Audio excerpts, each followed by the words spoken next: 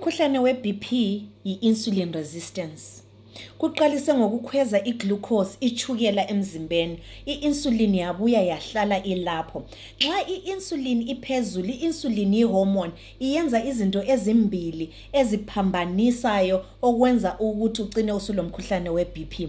Ungaba le genetic predisposition okokuthi ikhona ngakini kunje. I-main reason egcina ikhona iphuma imanifesta kuyikuthi ube le insulin resistance. U-insulin uya-affecta i-hormone othiwa i-aldosterone. I-aldosterone ingaba affected iyenza umzimba ubambe isawudo. Isawudo i-sodium ingabanjwa ngumzimba, amanzi amaningi ayabanjwa. Obviously concentration nxa inengi umzimba uyabamba amanzi. Nxa usule amanzi amaningi obviously sule high blood volume eyenza ukuthi kube le hypertension.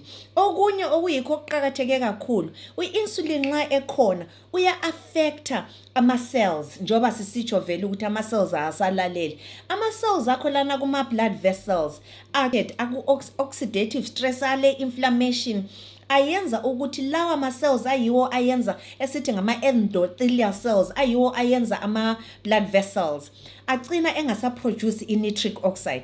I-nitric oxide ngesikhiwa bathi yi-vasodilator, yiyo yenza ukuthi ama-blood vessels avuleke, igazi lihambe kuhle. Nxa ingasaproducewa i-nitric oxide, ama-blood vessels sesiba mancane. So indlela lapho igazi lihamba khona iba ncane, cine sokusiba le pressure. So wena kumele ureverse i-insulin resistance ukuze uyehlise i-BP liyana.